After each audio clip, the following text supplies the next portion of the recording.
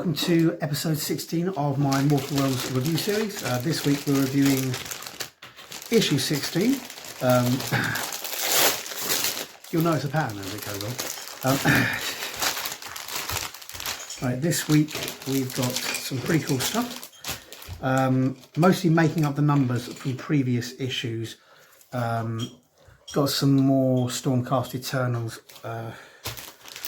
Yeah, we've got the Sequitors and the Castigators.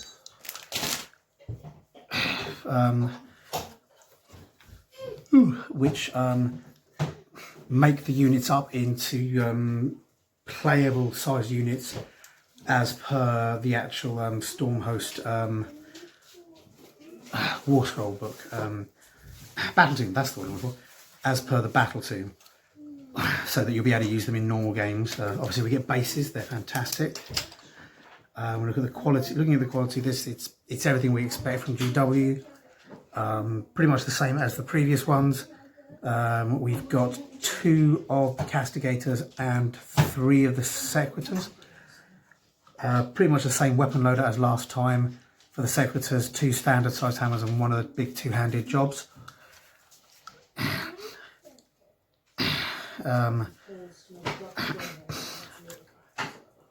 The shields have all got the same hammer, lightning, anvil motif, so it's, your units are still going to look fairly uniform. So that's really good. And I look forward to building up and painting those. Also, we have some more dice, so that when you roll dice for all your guys, you can actually get close to the number. Again, they're not brilliant dice. Roll them. Rolling above average there. I'm just gonna take it down so you can see. There we go. Got 3 5s, a 4, a 1 and a 2.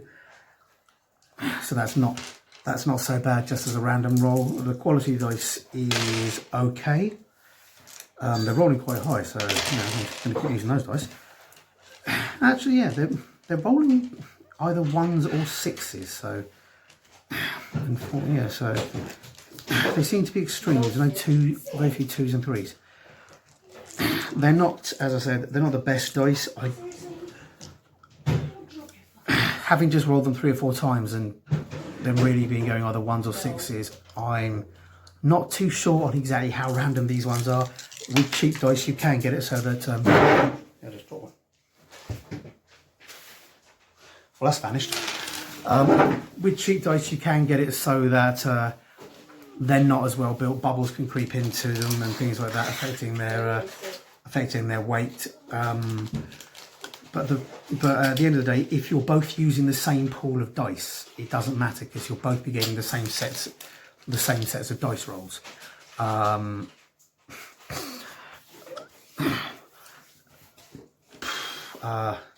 If you want better dice though, and there are plenty of better dice out there, GW can sell them to you, so I suppose that's a good thing. These do the job.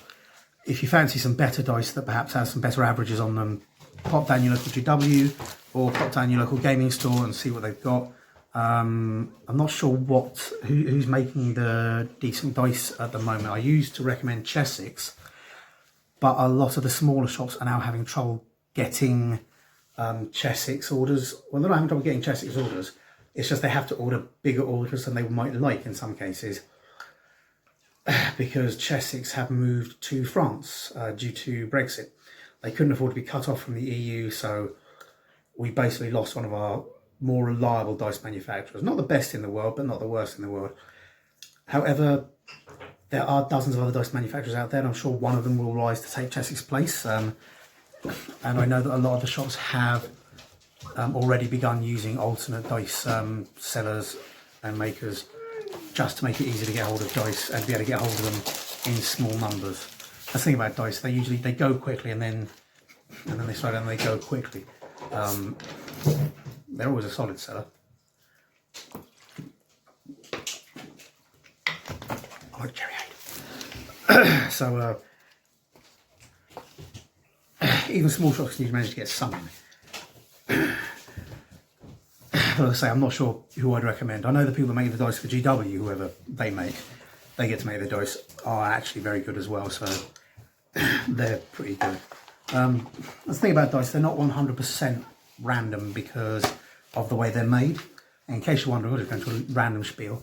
The way they make dice is they mould the dice like that. Then they dip it in paint. Then they brush the paint off the outside. And they do that while the dice is still a bit hot or warm. Meaning the brushing can affect the corners of the dice ever so slightly. It's not something you'd really notice unless you actually looked for it, but it can mean that the dice is not entirely random. With cheap dice, another thing is they can be more dense or more light, or bubbles can creep in. Then you get what's called floaters, which is basically where you put a dice.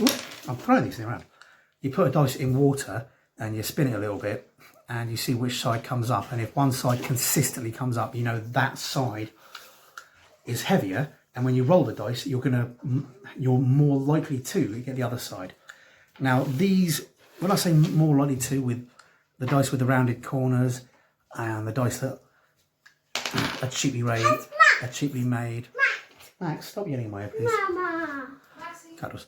The dice that are rolled and the dice that are cheaply made, the change in your chances is very minor. Again, like I say, you mostly wouldn't notice it, except across perhaps 100 of if you're playing hundreds of games and you're consistently rolling low, then that's about the only time you notice it, if you're playing lots and lots and lots and lots of games. And even then, it wouldn't be massively consistent. You're probably talking, if you play 100 games, each game has 100 dice rolls. You're talking for 1,000 dice rolls. You're talking, in some cases, you might notice 10 or 20 dice rolls more than average on the low side, or maybe 50, or maybe 100, maybe 10%. They're usually not. You can get dice that are very badly made, and they're more statistical. But if you find that dice roll consistently low, and we always think that dice roll consistently low when we're losing, it always seems like we should have got a better dice. But yeah, if you think they are actually rolling consistently low, the only thing you really do is take those dice and shoot them and replace them with another set of dice and hope that set of dice is better. The reason I used to recommend Chessex is because A, they're an English company, and it's nice to keep money in the country, and B, whilst they weren't perfect, they weren't specifically bad in one way or the other. They had a fairly solid set of randomness, and you very rarely found that they were amazingly biased in any particular way. Like I say, you barely know. If you made 1,000 rolls, you might notice that they shifted 20 dice more negative, or 20% more negative, or 20% more positive. Not even 20%. 20%. That's not even 20%. 2% more negative, or 2% more positive. There you go. I can do math. So really not a massive thing. But there you go. There's my little blurb on dice. I think I'll go into a more in-depth one and do a separate at some point. It's worth considering. Anyway, firstly, we've got the contents page, signed by Ian, our ubiquitous spiritual liege. First, we're going on to Celestial Vindicators. These are the guys that are gold and turquoise. Celestial Vindicators are vengeance given form, for their hearts burn with hatred for chaos. So with a hatred for chaos that knows no bounds. To witness them in battle is to see a hurricane of Sigmarite break upon the enemy. Is that right? A hurricane of Sigmarite? Maybe. It goes on to describe what the Celestial Vindicators are. Pray to Sigmar or soaked in the blood of the enemy. I think we all know where that line's come from.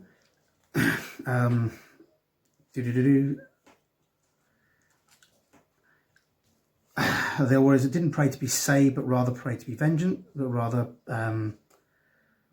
ask the God King for the strength to smite their enemies.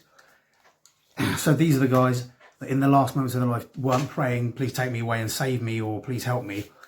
They were saying, I'm happy to die as long as I can kill as many of my opponents as possible. So Sigmar's taken them and put them in the Celestial Vindicators, which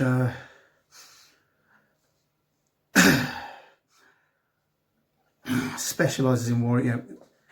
which specialises in warrior chambers, and from the sounds of it is an assault force. It's very much an aggressive, shock and awe style set of warriors, which when you can ride down a boss of lightning, I should imagine is pretty easy.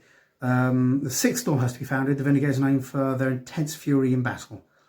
They're able to focus this fury by chanting grim war songs in the heat of combat. However, their hate becomes a wildfire that cannot be extinguished, burning them completely. Very much sounds like a lot of these guys are going to be on the end of their sort of immortal Sigmarite life, beginning to lose their human personality a bit. Because they've got to, you think about it, they've got to be charging into combat with all-consumed hate a lot, which means you're not really going to be paying attention to keeping yourself alive, and that's even in the basis of the warriors that are put it before they're even reforged into Stormcast.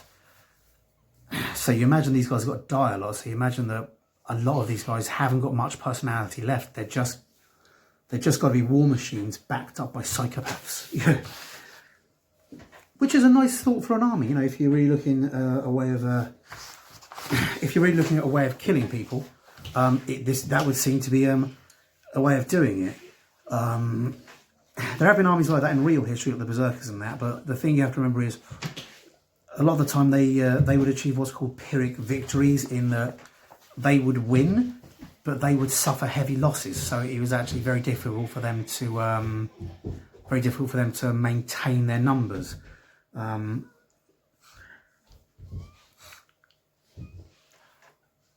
know, the reason the Viking Berserkers managed it was because they were a small fraction of the army, and they would be nursed back to health by the Vikings, who are actually a reasonably advanced people, to be fair. An entire army of berserkers would certainly win the first battle they came across, maybe win the second or even the third, but eventually they just start running out of numbers, and people hiding behind shield walls would just hold them off until they died.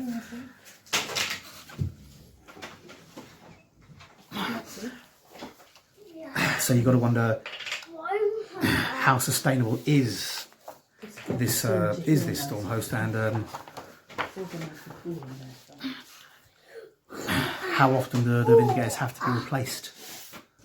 And I know you can keep, as I say, I know you can keep recycling them when they die, but eventually you're going to need new spirits in the, to fill those suits. It then goes on to describe Thostos Bladestorm. Bear with me. Maxie. Oh, is your knee still hurting? Yeah. Maxie fell on his knee yesterday. It's the most terrible injury ever. Rabute couldn't withstand dropping on his knee like that. Anyway, Thastos Bladestorm was once the Lord Celestant of the Bladestorm Chamber and one of the greatest warriors in the 8 realms. It was he who found Sigmar's hammer, Galmaraz, in the eldritch fortress of Anvrok. He was eventually slain by Archaon the Ever-Chosen, whose steed Dorgmar devoured his corpse. His body and his soul remain trapped in the beast's belly. So that's sad. Uniquely, during the reforging process, Celestial Vindicators have to pass through the towering Sturmdrang Gate, braving the black fire of the portal. Braving the black fire of the portal is a painful ordeal. Only souls whose hatred burns hot can hope to survive. Many do not return. Max, I ask you to be quiet, please.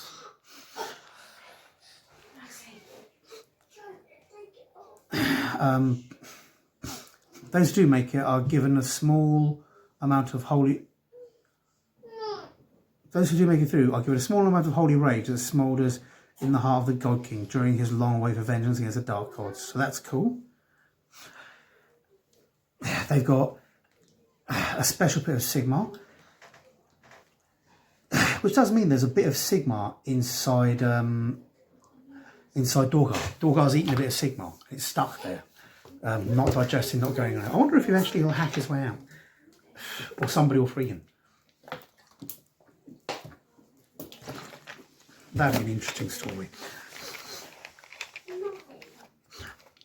It also goes on to describe the celestial sword, the sacred sword. The celestial vindicators believe the sword to be a sacred item. They are devoted to Sigma, but also worship the Father of Blades, a spiritual entity that is supposedly made of the steel spirits of the 12 runic swords of ancient design. For this reason, the celestial vindicators often wield swords in place of hammers, in place of the hammers favoured by other storm hosts. So they're the stabby host if you want it. I think I'm taking a bit much time on this. Rise of the Race, part 2. This one covers more things. Nagash's new army of vengeful spirits required a leader in order to marshal them into an effective army. The Mortars are Nagash's top lieutenants.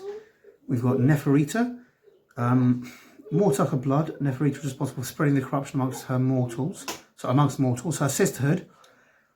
Her sisterhood's necromantic cults and vampire covens can be found across the mortal realms. Manfred von Karstein, Mortarch of Night, is a cunning military commander and schemer.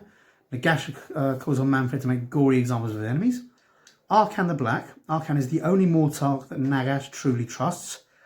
Known as the Mortarch of the Sacrament, he's often tasked with empire building and finding ways to expand the borders of Nagash's realm, so that's pretty cool. It's got a whole blip here about them and Nagash and various other bits and pieces. The realms, fighting fury with fury, not to be confused with fighting furries with furries, which is an entirely different thing. At the height of the Realm Gate Wars, the Celestial Vindicators assaulted the Eldritch Fortress in the ruins of the shattered city of Elixir. Celestial Vindicators fight with incredible fury. Their rage and thirst for vengeance is so great that they feel no fear, even when faced with foes as bizarre and horrifying as the magical demonic followers of the Chaos God of Zench. And we've got a lovely bit of artwork there, a little picture here describing the difference between, or describing the battles. Sorry, a little picture here. A little bit of writing here giving a story. There we go. That describes that battle. And then we got a nice picture of a Demon of Zench. The Demons of Zench are capable of bending magic to their will, be it casting bolts of flame or spells that warp and mutate their targets. They're also difficult to kill, and some demon types will even split into two smaller demons when finally slain. Then the Eldritch Fortress was constructed to the exact specifications of Ethrix, the 9th disciple of Zench. It is a colossal fortress clad with a metal heart and walls clad in skulls. I'll try that again. My apologies, I haven't got my glasses on. That's for work. They keep steaming up with the face masks, so I've resorted to just taking them off. It's a colossal fortress with a metal heart and walls clad in skulls. Sounds a bit corny. It's shrouded in powerful magics and capable of striking at those who dare assault its towering walls. So that's another awesome thing. Then we've got a rerun here on, well, not a rerun, but how to build these castigators. Yes, we've already had castigators before, but these are slightly different castigators, so it gives you a slightly different set of instructions. I can't open the next page. That's because that is the next page. And then we've got instructions on the Sequitors and the final castigator. Then we've got how to paint Sequitors and castigators.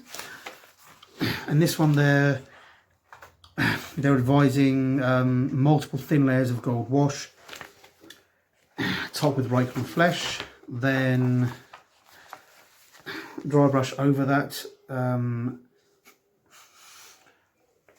with Stormhost silver, Corax white, and then Corax white on the metal, then going into the Cantor blue. I've painted mine completely differently. Well, this is a perfectly good way of painting it, and they're suggesting Abaddon black for the back of the gloves, and white for the arms, which I'm not entirely sure I like. Oh, they've got white for the arms of the guys wielding the crossbows, because obviously you're going to be painting flesh on those later. Next, we've got Delving into Darkness. Xandria's Jewelbolt has made her way into a dark tomb that glows with arcane power. Somewhere in the depths of abandoned mausoleum. I think that's a misprint because it doesn't make sense as a sentence, but still. Somewhere in the depths of abandoned mausoleum lies a magical weapon steeped in death magic. I think that somewhere in the depths of the abandoned mausoleum. Anyway, the geists that are within will not let her retrieve it, however. Sorry, without a fight, however. That was just me badly reading. So then we've got the War Scrolls. Again for these guys, get here.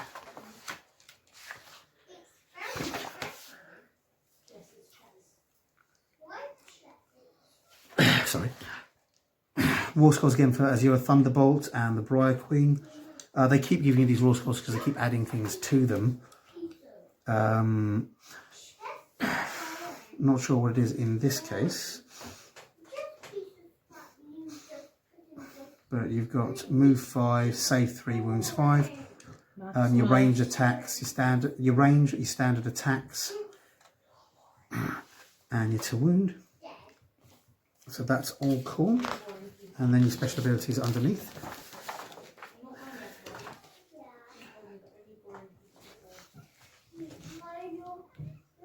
This is another one played on a small map.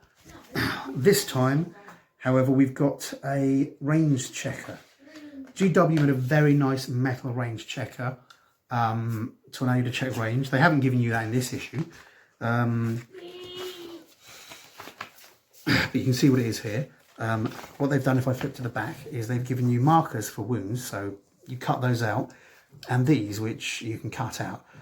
Possibly mount them to cardboard first, because paper is a bit flimsy. And yes, these are on the back page, I believe. Get here.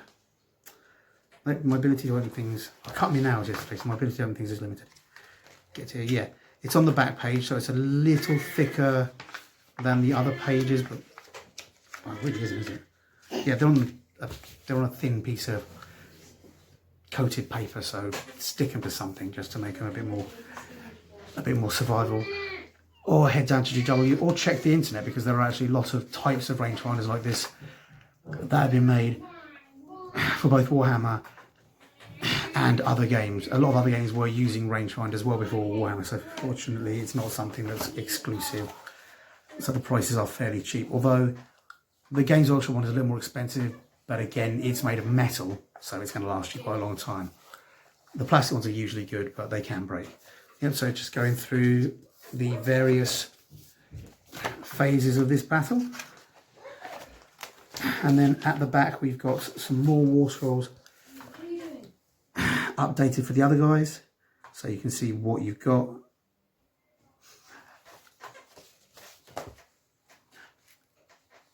They've got all the ranges in it as well. This week is the ranges, and here you've got instructions on how to cut things out in case you don't know. And again, this advises sticking them to cardboard, and then you can use them like this. If you can get plastic card, possibly a little better. Thin plastic card might make it survive a little longer. But yeah, with multiple wound models, these markers will help you do it. Again, you can get markers from GW, and you can get acrylic wound markers from any number of companies. I think Warson will do them.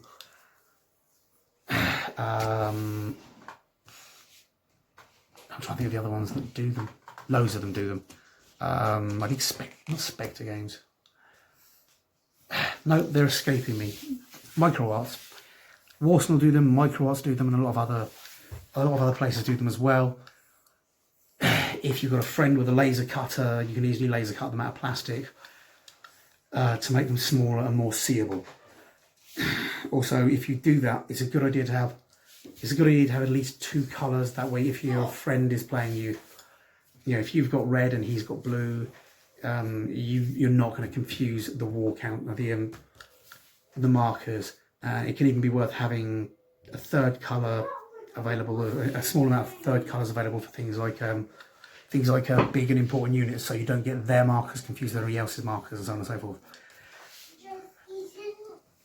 But that's still stuff you can buy for relatively cheap money. And if that's not good, you can, if you haven't got that money, you can head down to your local hardware store and just buy a bunch of nuts and bolts. And you just, a way I've seen was a guy got a bunch of very small bolts, and he would just put nuts on them for the wound value and then take them off, you know, as they got wounded. I had no idea of actually screwing up and mounting it through the base, but I think that'd get in the way. But anyway, there's loads of ways to do it. So that's almost it for this week. Just got this last page. Next week we are getting the Dread Scythe Harridans, which is pretty cool. Julie's going to be looking forward to those. Julie's not here at the moment because she's busy doing homework and things, trying to catch up because of course it's half term. Yeah, those are some really cool looking models. And then the next one for issue 18, we've got a new battle mat, which is nice. That'll give us a lot more options. Enter the Realms of Life, it says. So we've had a battle mat of death, now we're getting a battle mat of life. You can see that here. And then we have got Lead Belcher and Dryad Bark as bases. So there's two cool issues to look forward to. Hope you guys enjoyed this, and I will see you, I don't know when, it'll either be next week or in 2 weeks time. It depends how much longer, with the lockdown easing up, how much longer I see Mortal Realms there, not Mortal Realms, Hatchet Works. It depends how much longer Hatchet Works are having to run on their slowed down printing schedule. So I will see you guys at some point. Hope you guys enjoyed this. Bye bye. Hi guys, hope you enjoyed that video, and if you did, remember to like and subscribe to my channel. I'm also on Facebook and Twitter. Not sure why, but I am. So if you like it, see me there, and please tell your friends. Thanks very much. Bye.